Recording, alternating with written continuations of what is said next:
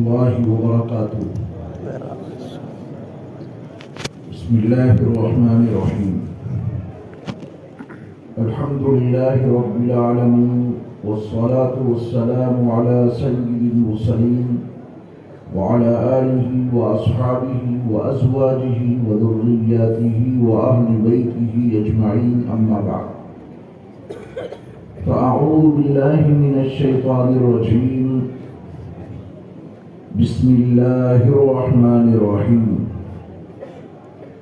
قل هل يستوي الذين يعلمون والذين لا يعلمون. قابل صدر احترام صدر اجلاس مخدوم العلماء حضرت مولانا امیر اللہ خان صاحب دامت برکاتہم العالیہ، اسٹیج پہ موجود علماء کرام، مشائخ اعظام، میرے دینی اور اسلامی بھائیوں، عزیز طلباء، پیارے بچوں اور پردہ نشین خواتین ملت، یہ ہماری اور آپ کی سعادت مندی اور خوش بختی ہے کہ آج ہمارے معبود نے ہمیں اور آپ کو نرمل کے مدرسہ روضۃ العلوم کے سالانہ اجلاس دستار بندی میں شریک ہونے کی توفیق عطا فرمائی ہے۔ اللہ تعالی ہماری اور آپ کی اس حاضری کو اپنی بارگاہ میں اس رنگ میں قبول فرما لے کہ اس پورے مجمع کے ایک ایک فرد کی مغفرت ہو جائے، کیونکہ مغفرت وہ بھیک ہے جو اللہ کے در کے سوا کہیں سے نہیں مل سکتی۔ اللہ ہم سب کی مغفرت فرمائے۔ کافی وقت گزر چکا ہے، آپ علماء کرام کے بیانات بھی سماعت فرما رہے ہیں۔ خاص طور پہ آپ نے یہاں کے عزیز طلباء کے جو بیانات سنے ہیں، ماشاءاللہ اساتذہ کی محنت ان طلباء کے حسن کردار سے واضح ہے۔ اللہ اس ادارے کی جملہ ضروریات غیب سے پوری فرمائے، اس ادارے کی بھی اللہ حفاظت فرمائے، یہاں کے اساتذہ، یہاں کے طلباء اور یہاں کے منتظمین اور یہاں کے جملہ معاونین کی جان مال عزت آبرو کی حفاظت فرمائے۔ علم روشنی ہے، جہالت اندھیرا ہے۔ ایک تو وہ روشنی ہے جو ہم اور آپ ان بلبوں کے حوالے سے، مرکری کے حوالے سے، ٹیوب لائٹ کے حوالے سے لیتے ہیں۔ اس روشنی کے بغیر ہمارا اور آپ کا گزارا بھی تو نہیں۔ دن میں سورج کی روشنی مل جاتی ہے، لیکن رات کی تاریکیوں میں، ظلمت بھری راتوں میں ہمیں اور آپ کو خارجی روشنی کی ضرورت پیش آتی ہے، تبھی یہ آنکھیں کچھ دیکھ پاتی ہیں۔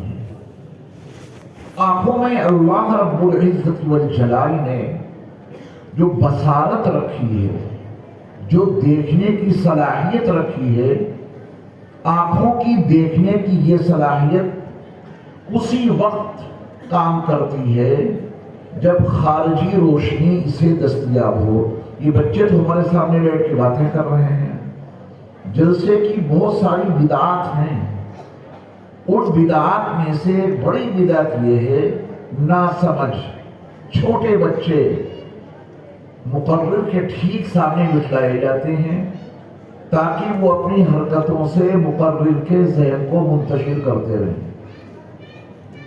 مسجد کا حکم تو آپ کو معلوم ہوگا، بڑے آگے اور بچے سب سے پیچھے۔ جلسوں میں ناسمجھ بچے سب سے آگے، سمجھدار سب سے پیچھے۔ جب یہ بچے یہاں بیٹھ کے باتیں کریں گے ہمارے سامنے تو پھر ذرا مشکل ہو جائے گا نا۔ ہٹائیے نہیں کو، ہٹائیے نہیں۔ بچوں کو قابو میں کرنے کا طریقہ ہمیشہ یاد رکھیں، ان کو بڑوں کے بیچ ڈیوائڈ کر دیجئے۔ جب یہ ایک ساتھ رہتے ہیں تو پھر اپنی پہ آ جاتے ہیں۔ آپ ان کو اپنے درمیان ڈیوائڈ کر کے رکھیں گے تو یہ کسی کو بھگانا نہیں ہے۔ اب جب بیٹھو بیٹا، بیٹھ گئے ہیں تو بیٹھ گئے، لیکن اس پہ آپ آئندہ کے لیے دھیان دیں۔ آج تک یہ فلسفہ مجھ فقیر کی سمجھ میں نہ آ سکا کہ آخر وجہ کیا ہے کہ ٹھیک سامنے کہیں بھی آپ جلسے میں جائیں تو یہ بچے ملتے ہیں، سائڈ میں بھی بٹھلا سکتے ہیں۔ نبی صلی اللہ علیہ وسلم تو جب نماز پڑھاتے تھے تو آپ فرماتے تھے کہ سمجھدار صحابہ میرے قریب آئیں، سمجھدار صحابہ، تاکہ وہ دیکھیں کہ میں نماز کیسے پڑھا رہا ہوں۔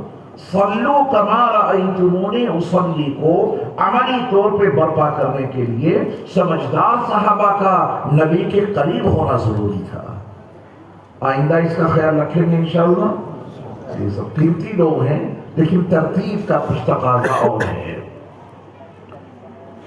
میں نے اپنی گفتگو کا آغاز یہاں سے کیا تھا کہ ان آنکھوں میں جو دیکھنے کی صلاحیت ہے، ان آنکھوں میں ہمارے رب نے جو قوت بصارت رکھی ہے، اس قوت بصارت کو آنکھوں میں موجود دیکھنے کی صلاحیت کو بروئے کار لانے کے لیے خارجی روشنی کا ہونا بے حد ضروری ہے۔ آپ کسی کو کمرے میں رکھیں، جو وہاں لائٹ جل رہی ہے آپ اسے بند کر دیں، باہر کی روشنی اندر داخل نہ ہو، بلیک پردے مکمل طور پہ آپ نے اسے پیک کر دیا کہ اس کمرے میں روشنی کی کوئی رمق موجود نہیں ہے۔ آنکھوں کے موجود ہوتے ہوئے بھی آپ اس تنگ اور تاریک جگہ پر، ظلمتوں بھرے مقام پر، اس اندھیری والی جگہ پر آپ کچھ دیکھ سکتے ہیں۔ اپنا ہاتھ نظر نہیں آئے گا، آپ کے ہاتھ میں کوئی کتاب ہو اس کی تحریر آپ کو نظر نہیں آئے گی۔ آنکھیں موجود ہیں، ابھی ان آنکھوں میں قوت بصارت بھی ہے، دیکھنے کی صلاحیت سلب نہیں ہے، لیکن خارجی ذریعہ مفقود ہو گیا۔ باہر کی روشنی اس کو نہیں مل رہی، باہر کی روشنی نہ ملنے کے نتیجے میں ان آنکھوں نے اپنی کارکردگی شروع کر دی۔ جس پیمانے کی روشنی کا انتظام کریں گے اسی قدر یہ آنکھ اپنے دیکھنے کا عمل جاری کرے گی۔ بہت بڑا ہال ہے، پورا کمرہ، پورا ہال ظلمتوں سے، اندھیروں سے گھرا ہوا ہے، اور آپ نے چھوٹی سی موم بتی جلائی، وہ ٹمٹماتا ہوا چھوٹا سا چراغ جس نے بہت چھوٹے سے ماحول کو روشن کیا ہے، آپ اس چھوٹی سی موم بتی کی روشنی سے اس بڑے ہال کو ہر زاویے سے نہیں دیکھ سکتے۔ جس قدر روشنی بڑھے گی اسی قدر آپ کی قوت بصارت کام کرے گی۔ یہ حقیقت ہے نا میرے ایمان والے بھائیوں۔ ٹھیک اسی طرح وہ آنکھ جو دل میں ہے، لا تعمل الابصار ولكن تعمل قلوب التي في الصدور، جو ہمارے سینوں میں دل ہیں ان میں بھی آنکھ ہے، وہ آنکھ دیکھتی بھی ہے اور دل کی وہ آنکھ اندھی بھی ہو جاتی ہے۔ جس ماحول میں یہ قرآن نازل ہو رہا تھا اس ماحول میں ان مادی آنکھوں والوں کی کوئی کمی نہیں تھی۔ ابو جہل ہو یا ابو لہب یا دیگر کفار و مشرکین، ان کی آنکھوں میں، ان آنکھوں میں قوت بصارت یقیناً تھی، وہ دیکھ رکھتے تھے، چیزوں کو دیکھ لیا کرتے تھے۔ قرآن نے کہا کہ ان کی یہ والی آنکھیں یہ اندھی نہیں ہوں، لا تعمل الابصار، یہ آنکھیں ان کی اندھی نہیں ہیں، یہ آنکھیں دیکھ رہی ہیں، ولیکن تعمل قلوب التي في الصدور، ان کے وہ دل اندھے ہو گئے جو ان کے سینوں میں موجود ہیں۔ قرآن کی یہ آیت اس حقیقت کو بتانے اور سمجھانے کے لیے بہت واضح طور پر کافی ہے کہ ہمارے دل میں بھی دیکھنے کی صلاحیت ہے۔ وہ آنکھ دل کی کھلی ہوگی تو کچھ نظر آئے گا، اور اگر دل کی وہ آنکھ اندھی ہو گئی تو اس سے پھر کچھ دکھائی نہیں دے گا۔ ان مادی آنکھوں سے دیکھنے کے لیے خارج کی کوئی روشنی چاہیے تو دل کی آنکھ سے بھی کچھ دیکھنے کے لیے باہر کی روشنی مطلوب ہے۔ یہ ذرا لوگ اس بات سمجھ، یہ لوگ اس کو، میں آپ سے ایک بات پوچھتا ہوں، آپ سب پڑھے لکھے لوگ ہیں، کوئی اسکول کوئی کالج، کوئی یونیورسٹی ایسی مجھے بتا دیجئے کہ جب پروفیسر صاحب کو لیکچر دے رہے ہوں طلبہ عزیز کو، اسٹوڈنٹس کو، اس لیکچر کے دوران اس کلاس میں کبھی چائے کا دور چلتا ہے؟ لیکچر کے دوران چائے کا دور چلتا ہے؟ کچھ تو بتائیے، ممکن ہے؟ یہ ہمارے جلسوں کی بہت بڑی بدعت ہے۔ جب دنیاوی علوم کا لیکچر ہوتا ہے تو چائے، کھانا پینا، چلنا پھرنا، اٹھنا، بے توجہی سب ممنوع ہے اس کلاس میں۔ آپ بھی تو ایک کلاس میں ہیں۔ میں آپ کو دنیا جان کی باتیں، اپنے تجربات، اپنے مشاہدات تو نہیں بتا رہا، میں آپ کو درس قرآن دینے کے لیے بیٹھا ہوں۔ اس درس قرآن میں چائے، یہ ہمارے جلسوں کی بڑی خطرناک بدعتیں ہیں۔ ایسی کون سی ضرورت پیش آ گئی کہ لیکچر کے دوران، بیان کے دوران، تدریس کے دوران اگر چائے نہیں دی گئی تو مردنی چھا جائے گی؟ چائے پیجیے جب بیان نہ ہو رہا ہو، چائے پیجیے جب لیکچر نہ دیا جا رہا ہو۔ عین بیان کے وقت میں چائے پلائی جا رہی ہے۔ اگر آپ کی عقل کہتی ہے کہ ہاں دنیا میں، اداروں میں، تعلیم گاہوں میں، دانشگاہوں میں ایسا ہوتا ہے تو آپ بھی کر لیجیے، لیکن کسی اسکول میں، کسی کالج میں اور کسی بھی یونیورسٹی میں ایسا نہیں ہوتا۔ کیوں؟ اس لیے کہ لیکچرر آیا ہے لیکچر دینے کے لیے اور وہ اسٹوڈنٹس بیٹھے ہیں کچھ سیکھنے کے لیے۔ کوئی چیز کھانے پینے کے اس دوران نہیں، وہ گھنٹے بھر کا لیکچر ہو یا 2 گھنٹے کا، اس کے بعد کھاؤ پیو۔ ابھی آپ کو کتنا وقفہ ملا تھا بیچ میں، اس وقت چائے پلا دیتے۔ لیکن ٹھیک درس قرآن میں جب قرآن کے موضوع پر ایک بہت تحقیقی لیکچر دیا جا رہا ہے تو آپ نے چائے کا دور چلا دیا۔ ہمارا ذہن منتشر نہیں ہوگا کیا؟ یقیناً منتشر ہوگا۔ ہاں، ان واعظین کی صحت پہ کوئی اثر نہیں پڑتا جو کہیں ٹھہرتے ہی نہیں۔ ان کو اپنی بات کہنی ہے، آپ سنیں یا نہ سنیں، آپ سمجھیں یا نہ سمجھیں، ان کی نان اسٹاپ گاڑی چلتی رہتی ہے۔ اس خدمت سے یہ فقیر معذور ہے۔ آپ توجہ سے سنیں گے تو سنا دوں گا، اور آپ میں بے توجہی رہے گی تو میرے جو مضامین ہیں وہ سارے منتشر ہو جائیں گے۔ پرسوں میں ایک ادارے میں گیا تھا، آپ کو یقین آ جانا چاہیے میری اس بات پر، 20 منٹ سامعین کو سماعت کے آداب بتانے میں صرف کیے، ایک ساتھ نہیں، کیونکہ بگاڑ جب بہت ہوتا ہے تو ایک لمحے میں قابو نہیں آتا ہے وہ بگاڑ۔ میں نے بیان شروع کیا سمجھا کر، پھر گڑبڑی شروع کر دی، پھر میں نے اپنا بیان روکا، پھر سمجھایا، پھر بیان شروع کیا، پھر گڑبڑی شروع کر دی۔ 20 منٹ اسی میں ضائع ہو گئے۔ اب اگر وہ چائے نہ آتی تو اب تک ہمارا سبق آگے بڑھتا نا۔ وہ چائے روکنے میں اتنا وقت ضائع ہو گیا، لیکن روکنا بھی بہت ضروری تھا۔ امید ہے کہ مدرسہ روضۃ العلوم کے ذمہ داران آئندہ جب درس چل رہا ہو اسٹیج پر تو جلسے کی یہ بدعت ختم کر کے بیٹھیں گے انشاءاللہ۔ یہ جلسے کی بدعتیں ہیں جو میں نے 2 بتا دی، سامنے چھوٹے بچوں کو بٹھلانا اور بیان کے دوران، لیکچر کے دوران چائے نوشی کا دور چلانا، یہ جلسے کی بدعتیں انہیں ختم کیجیے۔ آپ کے پاس تو وقت ہوگا، لیکن مجھے تو ابھی حیدرآباد ایئرپورٹ پہ جانا ہے، 5 بجے مجھے وہاں پہنچنا ضروری ہے، اس لیے میں بات کو تفصیل سے آج بیان بھی نہیں کر سکتا آپ کے درمیان۔ 12 بجنے والے ہیں اور مجھے ہدایت دی گئی ہے کہ 12:15 بجے یہاں سے نکلنا ہے۔ بہت کھینچ تان کریں گے تو 12:30، آدھا گھنٹہ تو آپ سن سکتے ہیں نا، آدھا گھنٹہ۔ ابھی بچے سامنے چل رہے ہیں تو چلیں گے، آپ نے ان کو یہاں بٹھایا ہے بیچ میں، ان کی کوئی کمی نہیں ہے۔ کسی کلاس میں چلتے ہیں لیکچر کے وقت میں، درود پاک پڑھیے، اللہم صلی علی سیدنا محمد وعلی آل سیدنا محمد وبارک وسلم۔ تو ان مادی آنکھوں سے کچھ بھی دیکھنے کے لیے خارج کی روشنی چاہیے، وہ سورج کی روشنی ہو، وہ چراغ کی روشنی ہو، وہ قمقموں کی روشنی ہو۔ کیا دل سے بھی کچھ نظر آتا ہے؟ کیوں نہیں نظر آتا؟ قرآن کی میں نے جو آیت پڑھی ہے اس کے تناظر میں یہ حقیقت واضح ہے، یہ آنکھیں دیکھتی ہیں تو دل کی آنکھ بھی کچھ دیکھتی ہے۔ چلو میں آپ کو ایک مثال سے سمجھاتا ہوں۔ سونے میں بدن آپ کا بستر پہ ہوتا ہے، آپ کہیں اور ہوتے ہیں۔ جب آپ خواب میں کچھ چیزیں دیکھتے ہیں، کن آنکھوں سے دیکھتے ہیں؟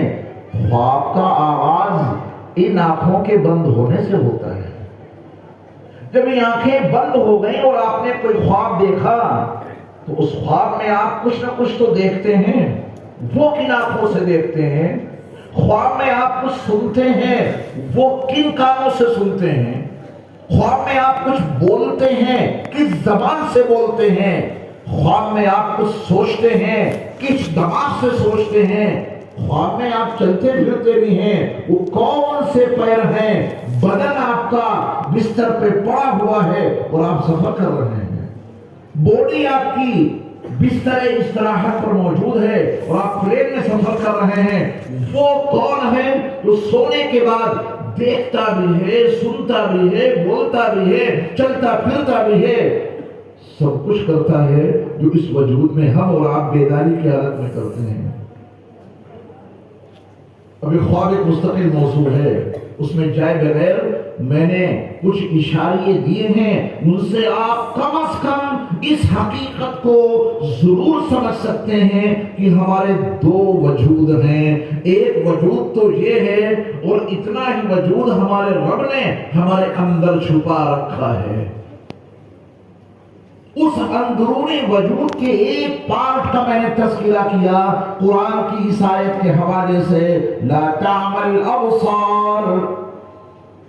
جس ماحول میں یہ قرآن نازل ہو رہا تھا، قرآن اپنے اولین مخاطبین میں سے ان کو جنہوں نے قرآن کا انکار کیا تھا، جنہوں نے اللہ کے وجود کا انکار کیا تھا، جنہوں نے اللہ کی ذات میں، اس کی صفات میں اور اس کی صفات کے تقاضوں میں غیروں کو شریک ٹھہرا رکھا تھا، اللہ نے ان کے بارے میں فرمایا لا تعمل الابصار، یہ آنکھیں ان کی اندھی نہیں ہوئی ہیں، ان آنکھوں سے وہ سب کچھ دیکھ رہے ہیں، ان آنکھوں سے انہوں نے وہ معجزے مصطفیٰ یقیناً دیکھا تھا کہ جب میرے نبی صلی اللہ علیہ وسلم جبل ابو قبیس کی چوٹی پر کھڑے ہو کر انگلی کا اشارہ کیا اور چاند دو ٹکڑوں میں تقسیم ہو گیا، دو ٹکڑوں کو انہوں نے اپنی آنکھوں سے دیکھا تھا، ان آنکھوں سے، دل کی آنکھ نے نہیں دیکھا تو ان کی زبان لا الہ الا اللہ محمد رسول اللہ نہیں پڑھ سکی۔ لا تعمل الابصار، ان کی یہ والی آنکھیں اندھی نہیں ہوئی ہیں، وَلَكِن تَعْمَلْ قُلُوبُ الَّتِي فِي الصُّدُورِ، لیکن ان کے وہ دل اندھے ہو گئے ہیں جو ان کے سینوں کے اندر موجود ہیں۔ اللہ ہمارے سینوں میں موجود دلوں کو روشنی عطا کر دے، اللہ اسے بانور بنا دے، لیکن کچھ شرائط ہیں، یہ اسباب و وسائل کی دنیا ہے، اللہ نے اس دنیا کو اسباب و وسائل کے بندھن میں باندھ دیا ہے، اور اللہ کی ہر رحمت اور ان کی ہر نعمت اسباب کے پردے میں چھپ کر یہاں ہمیں اور آپ کو ملتی ہے۔ یہ دل دیکھے گا، بہت کچھ دیکھے گا، کیا کیا دیکھ لے گا؟ اللہ کتنا مخفی ہے، اللہ کتنا باطن ہے، اسے یہ آنکھیں نہیں دیکھ سکتی، لیکن اگر اس دل کو باہر کی وہ روشنی مل جائے جس کا تذکرہ میں کرنے جا رہا ہوں، خارج کی باہر کی اس روشنی سے یہ دل کیا دیکھے گا؟ آپ اس پوزیشن میں آ جائیں گے کہ آپ کی زبان پکار اٹھے گی، اشہد ان لا الہ الا اللہ، میں گواہی دیتا ہوں اللہ کے سوا کوئی معبود نہیں۔ یا آپ شہادت کی پوزیشن میں کہاں سے آ گئے؟ آپ اس کے بارے میں کیا گواہی دے سکتے ہیں جس کو آپ نے دیکھا بھی نہیں اور اس دنیا میں دیکھ بھی نہیں سکتے؟ آپ اس کے بارے میں کیا گواہی دیں گے؟ لیکن پھر بھی آپ گواہی دیتے ہیں اشہد ان لا الہ الا اللہ۔ ان آنکھوں نے نہیں، آپ کے دل کی آنکھ نے اللہ کی وہ معرفت حاصل کر لی، وہ کچھ دیکھ لیا جس سے اس کو اپنے اللہ کی وحدانیت سمجھ میں آ گئی، تو دل کی آنکھ نے اس کو دیکھا۔ وملائکتہ آمنت باللہ وملائکتہ، فرشتوں سے کبھی ملاقات ہوئی ہے مادی طور پہ؟ فرشتوں کو دیکھا ہے کبھی ہم نے اور آپ نے؟ ساتھ ہیں، بہت ساتھ ہیں۔ عن الیمین وعن الشمال عزین، عن الیمین وعن الشمال قعید، ما يلفظ من قول الا لدیہ رقیب عتید۔ بائیں بائیں بیٹھے ہیں، ذرا ہاتھ پھیر کے دیکھیے، ملیں گے کرامن کاتبین یعلمون ما تفعلون۔ آپ کن لفظوں میں ان کو سمجھائیں گے جن کے دل کی آنکھ اندھی ہے، ان کو کیسے بتائیں گے کہ ایک فرشتہ یہاں بیٹھا ہے، ایک فرشتہ یہاں بیٹھا ہے جو تمہاری زندگی کی کارکردگی کو لکھ رہا ہے، کیسے سمجھائیں گے؟ آپ کیسے اس کو سمجھیں گے؟ دل کی آنکھ کھلی ہوگی تو سمجھ لیں گے، اور دل کی آنکھ اندھی ہے تو انکار ہی کرتے رہیں گے۔ اپنے ذہن کے پردے پہ سارا مضمون پھیلا لیجیے۔ قبر میں کیا ہوگا؟ عالم برزخ میں کن حالات سے گزرنا پڑے گا؟ برزخی احوال کو یہ آنکھیں نہیں دیکھ سکتی۔ فرعون کا نام سنا ہے آپ نے؟ کیوں نہیں سنا ہوگا؟ قرآن مجید میں کتنے مقامات پر فرعون کا تذکرہ موجود ہے۔ جو موسیٰ علیہ السلام کے زمانے کا فرعون تھا، فرعون کے 17 خاندانوں نے مصر پر حکومت کی ہے۔ وہ آخری فرعون تھا جو موسیٰ علیہ السلام کے مد مقابل تھا۔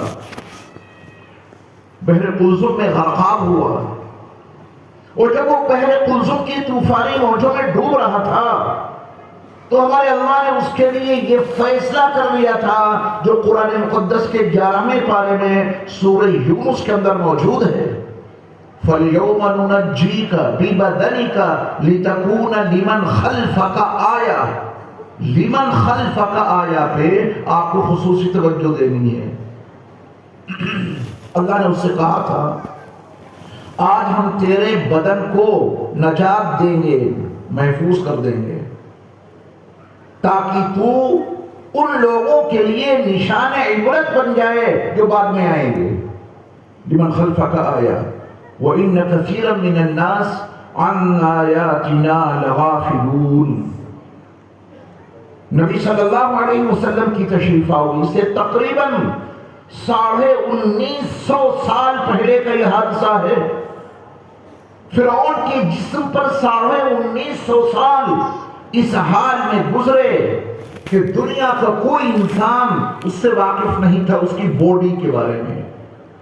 تورات میں اتنا تو تذکرہ ملتا ہے کہ اللہ نے موسیٰ علیہ السلام کو اور بنو اسرائیل کو بحر قلزم سے پار نکالا، فرعون کو اور فرعونیوں کو غرقاب کر دیا۔ یہ تذکرہ موجود ہے تورات میں، لیکن تورات میں فرعون کی باڈی، فرعون کے جسم کا کوئی تذکرہ موجود نہیں۔ پوری انجیل میں فرعون کے جسم سے کوئی بحث نہیں۔ 1950 سال کے بعد جب اس دھرتی پر اللہ کے آخری نبی حضرت محمد صلی اللہ علیہ وسلم مبعوث ہوئے، آپ تشریف لائے، تو عالم الغیوب والشہادہ اللہ رب العزت والجلال نے اپنے محبوب نبی آخر الزمان حضرت محمد صلی اللہ علیہ وسلم پر وہ اپنا لازوال کلام نازل کیا، جو کلام ان بچوں کے سینوں میں محفوظ ہوا۔ الحمدللہ اس میں اللہ نے ایک اعلان کیا، فَالْيَوْمَ نُنَجِّيكَ بِبَدَنِكَ لِتَكُونَ لِمَنْ خَلْفَكَ آیَةً وَإِنَّ كَثِيرًا مِّنَ النَّاسِ عَنْ آیَاتِنَا لَغَافِلُونَ۔ صحابہ کے دل کی آنکھ کتنی کھلی تھی وہ بھی سمجھیے گا، اور فرعون کی باڈی کے بارے میں جو میں قرآن کی اس آیت کے حوالے سے تجزیہ کروں گا، اس کو مزید جاننے کی کوشش کیجیے گا۔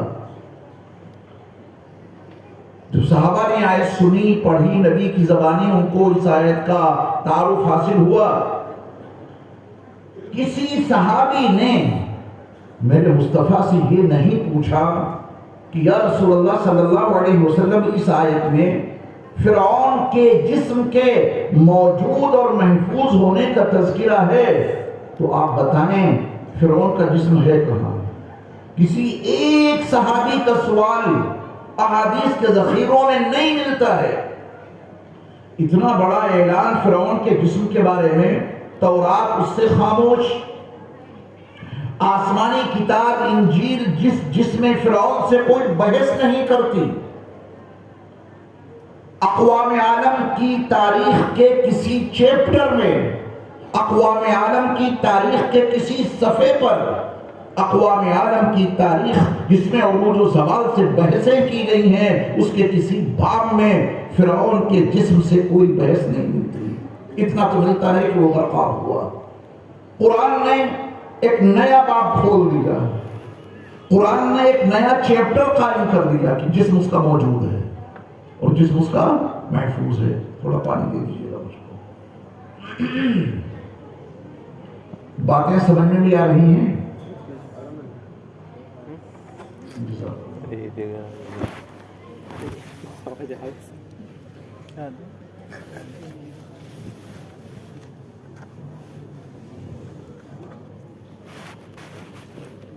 اس نئی خبر کے بارے میں صحابہ نے اپنے نبی سے پوچھا کیوں نہیں؟ یہ تو ایک بڑا عجیب اعلان ہے کہ 1950 سال پرانا جسم کہیں موجود ہے، اس کی باڈی کہیں محفوظ ہے۔ صحابہ نے کیوں نہیں پوچھا؟ اس کا ایک جواب یاد رکھیے گا، صحابہ نے اس لیے نہیں پوچھا کہ ان کے دلوں کی آنکھیں کام کر رہی تھیں۔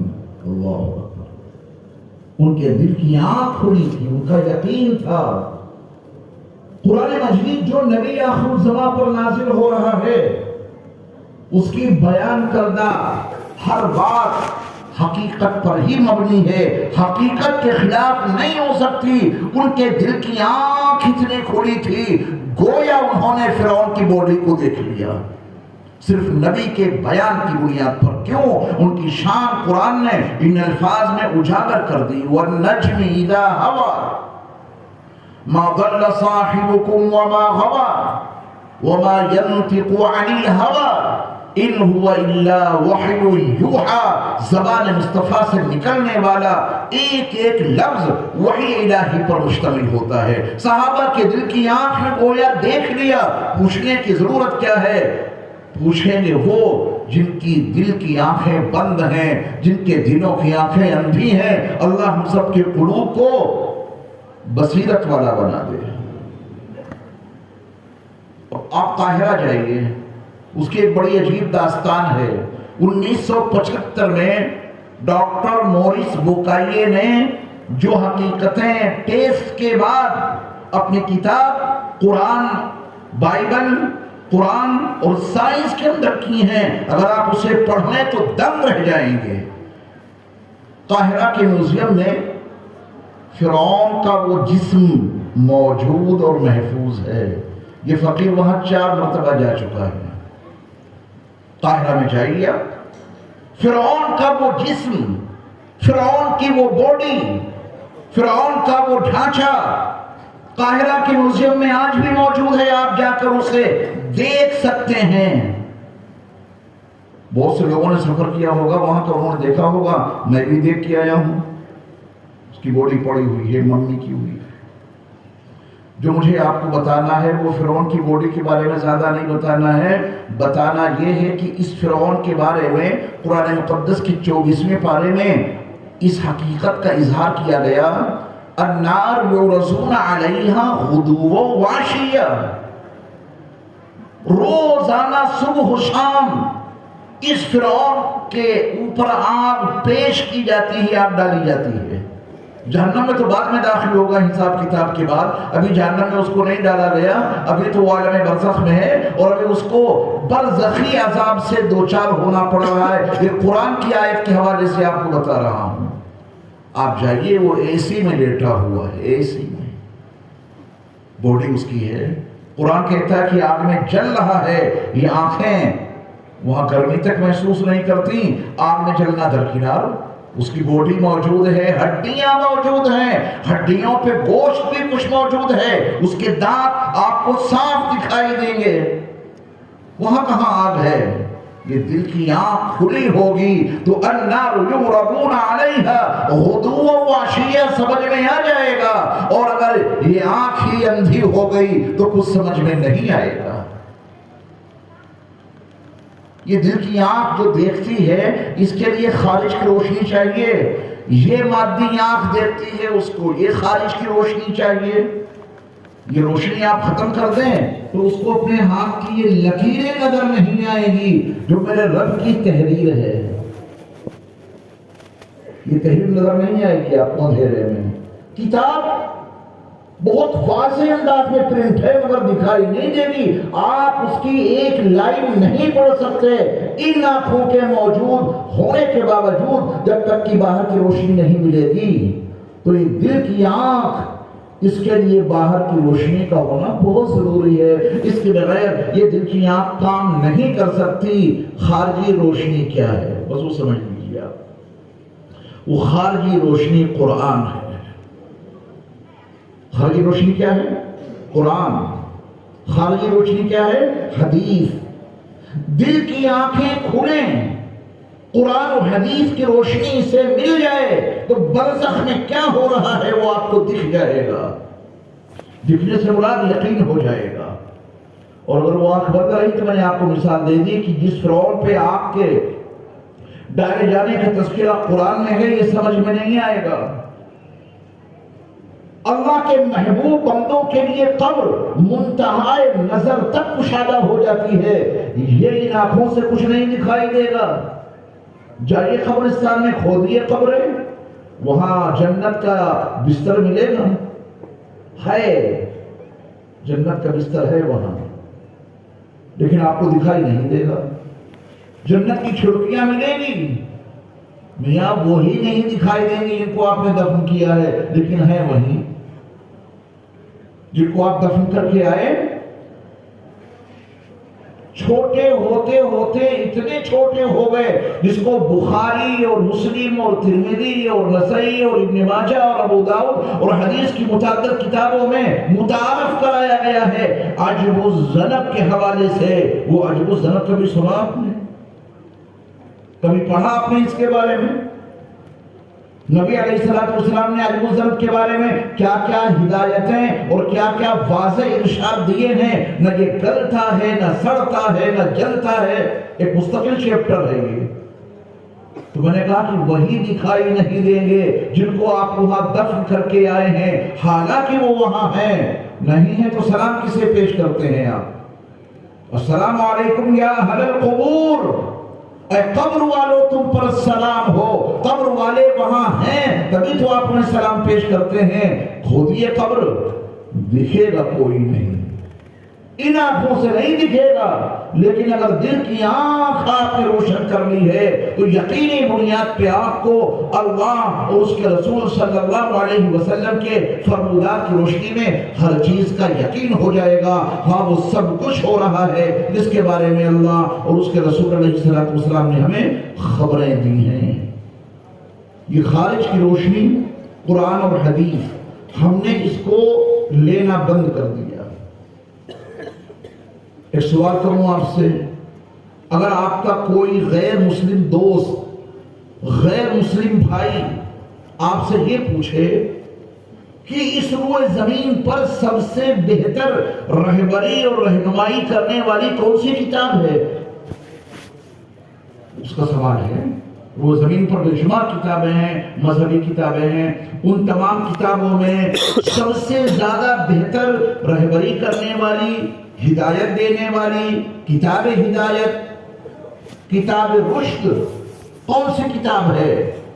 تو آپ اپنے اس دوست کے سوال کے جواب میں کیا کہیں گے؟ زور سے بولیں۔ اس نے آپ سے پوچھا ہے سب سے اچھی، سب سے بہتر رہبری، زندگی کی رہنمائی کرنے والی کتاب کون سی ہے؟ میں اس کتاب سے کچھ ہدایت حاصل کرنا چاہتا ہوں، آپ بتائیں مجھے وہ کون سی کتاب ہے؟ تو آپ نے ابھی جس کتاب کا نام لیا، آپ کا جواب 100% صحیح ہے۔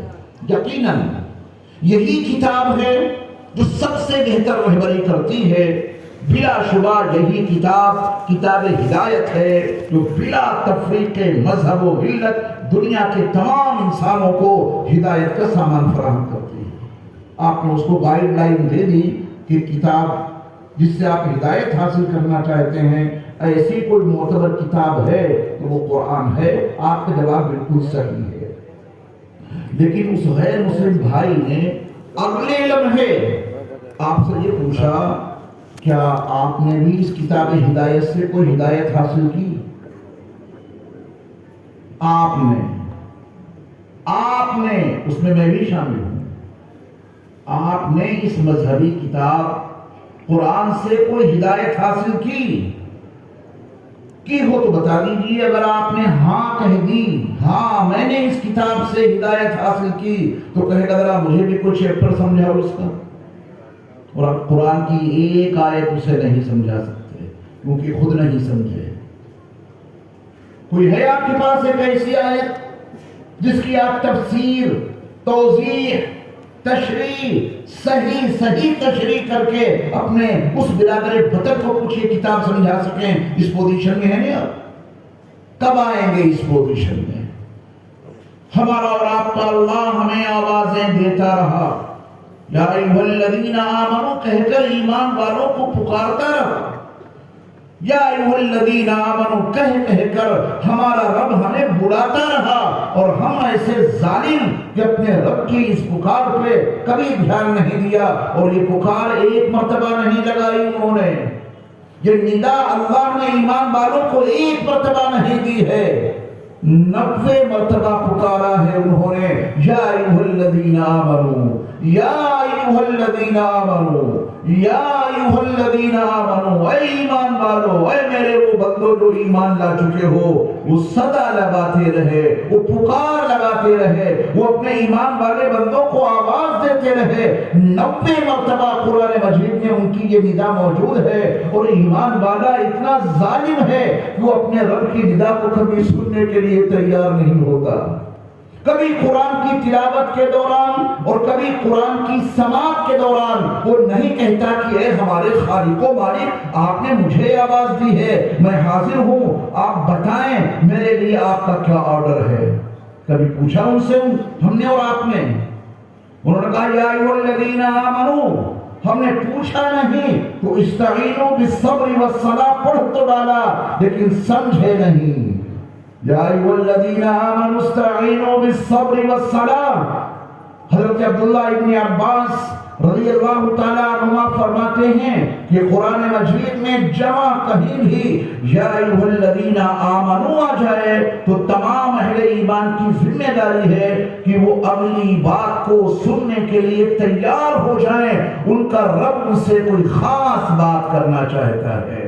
جب یا ایھا الذین آمنوا پڑھیں یا سنیں تو اگلی بات کو سننے کے لیے تیار ہو جائیں، کیونکہ ان کا خالق و مالک انہیں کوئی خاص حکم دینا چاہتا ہے۔ یا ایھا الذین آمنوا پڑھا، توجہ نہیں دی، کتب علیکم الصیام کما کتب علی الذین من قبلکم لعلکم تتقون۔ ابھی رمضان آ رہے ہیں چند دنوں کے بعد، یا ایھا الذین آمنوا کتب علیکم الصیام کا پڑھنے والا اس کو سننے والا روزے نہیں رکھ رہا ہے، روزے نہیں، جو روزے فرض ہیں وہ رمضان کے مہینے میں روزے کیوں نہیں رکھ رہا؟ اس نے یا ایھا الذین آمنوا کتب علیکم الصیام کو کب سنا اور کب سمجھا؟ اس نے تو بس پڑھا ہے، پوری زندگی گزر گئی قرآن پڑھتے پڑھتے، اور قرآن کی روشنی سے اپنے دل کو منور نہیں کیا۔ نتیجہ لا الہ الا اللہ محمد رسول اللہ کا پڑھنے والا ایک کہہ دیتا ہے ہاں مرزا غلام احمد قادیانی زندگی بروزی نبی ہیں، اس میں دقت کیا ہے؟ یہ ایمان والا کہہ دیتا ہے۔ کیوں کہہ دیتا ہے؟ اس نے اپنے دل کو قرآن کی روشنی سے منور نہیں کیا، اس کا عقیدہ فساد زدہ ہو جاتا ہے۔ لا الہ الا اللہ محمد رسول اللہ کا پڑھنے والا، قرآن و حدیث کو پڑھنے والا، قرآن کو پڑھنے والا، تلاوت کرنے والا، وہ کہہ دیتا ہے ہاں شکیل بن حنیف اپنے زمانے کے مہدی اور اپنے زمانے کے مسیح موعود ہیں، اس میں دقت کیا ہے؟ یہ جملے کیسے آ گئے اس کی زبان پر؟ کیونکہ اس کے دل کی دنیا اندھی ہے، اس کے دل کی آنکھ اندھی ہو چکی ہے، قرآن کی روشنی وہ لینا ہی نہیں چاہتا۔ قرآن نے ختم نبوت کے حوالے سے کتنی جامع گفتگو ہمارے اللہ نے کی ہے، اس سے یہ ایمان والا بالکل غافل ہے، قرآن کی روشنی سے اپنے دل کو منور نہیں کر رہا ہے۔ پھر ایسے ہی ہوگا جو کچھ ہو رہا ہے، اللہ ہمیں اور آپ کو شعور عطا فرمائے۔ تو میں نے عرض کیا کہ اگر دل کی آنکھ اندھی ہے تو فرعون کا جسم سامنے پڑا ہے، اس پہ آگ کا کوئی اثر نہیں دکھائی دے گا، اور دل کی دنیا اگر کھل گئی، دل کی دنیا اجاگر ہو گئی اور دل کی آنکھ نے قرآن و حدیث کی روشنی سے کچھ دیکھنا شروع کر دیا، تو پھر آپ کا عقیدہ وہی بنے گا جو قرآن و حدیث میں مطلوب ہے۔ سچ کہا میرے اللہ نے، قل، میرے محبوب نبی آپ کہہ دیجئے۔ یہ قرآن مجید کا بڑا اہم اور مخصوص اسلوب ہے۔ سارا قرآن اللہ کا ہے، ایک آیت اللہ کی ہے، الحمدللہ رب العالمین، یہ کس کا کلام ہے؟ زور سے بولیں، اللہ کا۔ اور هو اللہ احد، یہ کس کا کلام ہے؟ اللہ کا۔ تو اللہ یہ بات اپنے نبی کی زبان سے کیوں کہلوا رہا ہے؟ متعدد مقامات پہ اللہ نے وہ باتیں قرآن نے اپنے نبی سے کہلوائی ہیں۔ آپ کہہ دیجئے، اگر اللہ اپنے آخری نبی کو قل کہہ کر یہ بات نہ کہلواتا تو کیا اگلی بات اللہ کی بات سمجھ میں نہیں آتی؟ ضرور آتی کہ واقعتاً یہ اللہ ہی کی بات ہے، لیکن اللہ نے متعدد مقامات پہ اپنے نبی سے کہلوایا ہے، قل، میرے محبوب نبی آپ کہہ دیجئے۔ اب یہ قل سمجھانے کے لیے دلیل خطابی پہ گفتگو کرنی پڑے گی، جس کا موقع نہیں۔ بڑی قوت پیدا ہو جاتی ہے بات کو سمجھانے کے لیے اور بات کو منوانے کے لیے۔ میرے مصطفیٰ کا کردار اتنا حسین ہے، ان کے حوالے سے جو بات آگے پہنچائی جائے گی وہ اتنی معتبر بن جائے گی کہ سماج اور معاشرے کے وہ لوگ جنہوں نے نبی صلی اللہ علیہ وسلم پر کبھی جھوٹ کا تجربہ نہیں کیا تھا، یہ دلیل خطابی کہلاتی ہے۔ اللہ نے یہ اسلوب بھی اپنے کلام میں استعمال کیا ہے، قل، میرے محبوب نبی آپ کہہ دیجئے۔ اگر اللہ یہ اسلوب اختیار نہ کرتا تو هل يستوي الذين يعلمون والذين لا يعلمون، اللہ ہی کا تو کلام رہتا، اللہ ہی کا کلام ہے، لیکن اللہ نے اپنے نبی سے یہ بات کہلوائی ہے بات اللہ کی ہے، قرآن اللہ کا۔ قل، اللہ اپنے نبی سے کہلوا رہے ہیں، قل هل يستوي الذين يعلمون والذين لا يعلمون، میرے محبوب نبی آپ کہہ دیجئے کہ کیا وہ لوگ جو علم والے ہیں اور جو علم والے نہیں ہیں برابر ہو سکتے ہیں؟ نہیں، برابر ہو ہی نہیں سکتے۔ جواب نہیں دیا، سوال کر کے چھوڑ دیا، کیونکہ جواب اتنا آسان ہے کہ دنیا کے ہر خطے کا انسان اس کا جواب خود فراہم کر دے گا کہ جاننے والے اور نہ جاننے والے برابر کیسے ہو سکتے ہیں؟ نہیں ہو سکتے۔ علم روشنی ہے، لا علمی اور جہالت اندھیرا ہے۔ جس طرح روشنی اور اندھیرے برابر نہیں ہو سکتے، ایسے ہی اہل علم اور غیر اہل علم برابر نہیں ہو سکتے۔ اللہ نے ان کے سینوں میں، ان بچوں کے سینوں میں قرآن اتار دیا ہے، کیا یہ جاننے والے اور وہ لوگ جن کے سینوں میں یہ قرآن پورا نہیں اترا ہے، یہ دونوں برابر ہو سکتے ہیں؟ نہیں ہو سکتے۔ اللہ تعالی ہم سب کو پوری زندگی قرآن سے وابستہ رہنے کی توفیق عطا فرمائے۔ جی چاہتا ہے کہ ایک جملہ کہہ لوں اپنے کو مخاطب کرتے ہوئے، اور آپ برا نہ مانیں تو آپ سے بھی کہہ دوں، علماء کو چھوڑ کے عرض کر دوں، ہم نے بہت بڑا جرم کر رکھا ہے، قرآن سے اپنا تعلق پیدا نہ کر کے۔ بہت بڑا جرم ہے، اس کو ہلکے میں نہ لیجیے گا، اس کو بہت ہلکے میں لے کے تو ہم تباہ ہوئے ہیں۔ آخر کیا وجہ ہے؟ خود سوچنا اپنے دماغ سے اور اپنے گریبان میں منہ ڈال کے تھوڑی دیر کے لیے سوچ لینا، آخر وجہ کیا ہے؟ جو کتاب کتاب ہدایت ہے، جو کتاب کتاب رشد ہے، جو کتاب کتاب الہی ہے، جو کتاب سراپا نور ہے، جو کتاب ہماری زندگی کو کامیاب بنانے والی ہے، جو کتاب ہماری رہبری اور رہنمائی کرنے والی ہے، جس کتاب کے عمل کے نتیجے میں ہم جنت میں پہنچیں گے، جس کتاب کے عمل کے نتیجے میں جہنم سے ہماری حفاظت ہوگی۔ 80 سال تک 80 سال تک جن کا عطا کیا ہوا کھاتے رہے، ان کا دیا ہوا پیتے رہے، ان کی بنائی ہوئی زمین پہ چلتے رہے، ان کے بنائے ہوئے فرش پر اپنے آشیانے کھڑے کرتے رہے، ان کے عطا کردہ آکسیجن سے سانس لیتے رہے، ان کی بنائی ہوئی آنکھ سے دیکھتے رہے، ان کے عطا کردہ کانوں سے سنتے رہے، ان کی دی ہوئی زبان سے بولتے رہے۔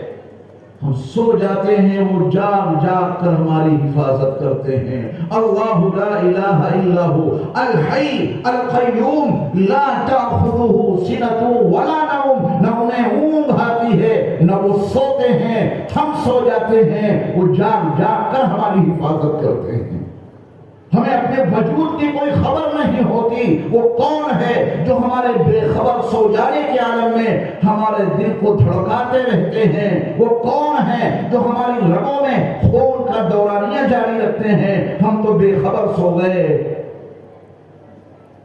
جو جاگ جاگ کر ہماری حفاظت کرتے رہے، ان کی نعمتیں استعمال کرتے رہے، انہوں نے کتاب ہدایت ہمیں اور آپ کو دی اور 80 سال کی زندگی گزار دی اور اس کتاب ہدایت کی ایک آیت نہیں سمجھی۔ یہ کوئی معمولی جرم ہے؟ بہت بڑا جرم ہے۔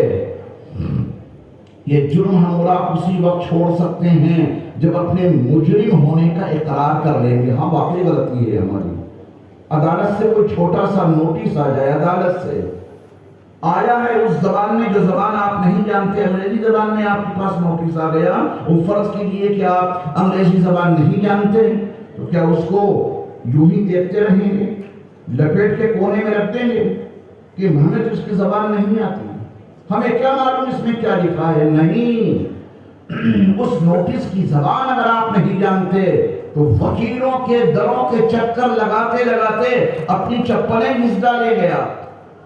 وکیلوں کے پاس جا کر عدالت کے اس نوٹس کو سمجھنے کی کوشش کریں گے، معمولی چیز نہیں ہے، عدالت سے نوٹس آیا ہے۔ میرے ایمان والے بھائیوں، اگر دنیا کی عدالت سے آئے ہوئے اس نوٹس کے بارے میں ہم کوئی تصاوری سے اور کسی سستی سے کام نہیں لیتے، اس کو جاننے اور سمجھنے میں کوئی دیر نہیں کرتے، کہیں ایسا نہ ہو کہ نوٹس ہم اس وقت سمجھیں جب وقت نکل چکا ہو۔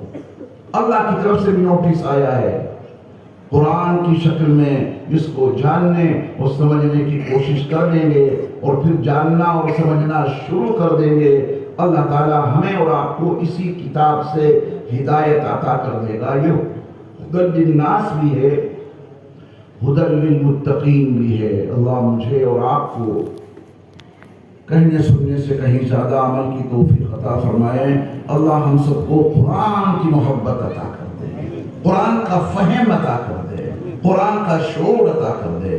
میں دل کی گہرائیوں سے مدرسہ روضۃ العلوم کے ذمہ داران، یہاں کے منتظمین، یہاں کے معاونین، یہاں کے اساتذہ، یہاں کے طلباء کے لیے دعا کرتا ہوں، اللہ سب کی حفاظت رکھے، اس دینی ادارے کو مزید ترقیات سے مالا مال فرمائے، ادارے سے وابستہ رہنا، اس کی خدمت کرتے رہنا، ساتھ ساتھ میں قرآن کا تھوڑا تھوڑا درس لیتے رہنا۔ یہ عظیم علماء موجود ہیں، اگر آپ ان کے پاس جائیں اور ان سے کہیں کہ حضرت زیادہ نہیں، ہمیں صرف اتنا سمجھا دیجئے، یا ایھا الذین آمنوا کتب علیکم الصیام کما کتب علی الذین من قبلکم لعلکم تتقون، اس کی حقیقت کیا ہے یہ مضمون ہمیں بتا دیجئے، تو کوئی عالم دین آپ کو منع نہیں کرے گا۔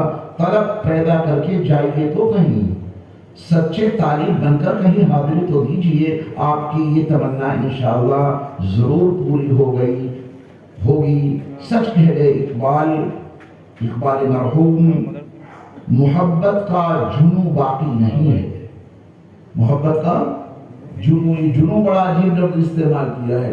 جس دن آپ کا جنوں کی حد تک محبت آپ کے اندر قرآن سے پیدا ہو گئی تو زندگی میں سارے انقلابی برپا ہو جائے گا۔ ہے محبت کا انکار کون کر رہا ہے؟ آپ قرآن کو لیتے ہیں، چومتے ہیں، سینے سے لگاتے ہیں، ساری محبتوں کا اظہار کرتے ہیں، ہونی چاہیے محبت، لیکن وہ محبت جنوں کی حد تک کیوں نہیں کہ جب تک میں روزانہ ایک آیت سمجھ نہیں لوں گا تب تک سوؤں گا نہیں۔ جب جنوں کی یہ حد تک محبت پیدا ہو جائے گی تو قرآن پہ بھی خوش شروع ہو جائے گی، قرآن آپ کے لیے آسان ہو جائے گا اور آپ قرآن کو سمجھنے والے بن جائیں گے انشاءاللہ۔ محبت کا جنون باقی نہیں ہے، مسلمانوں میں خون باقی نہیں ہے، صفیں کج دل پریشان سجدہ بے ذوق کی جذبے اندروں باقی نہیں ہے۔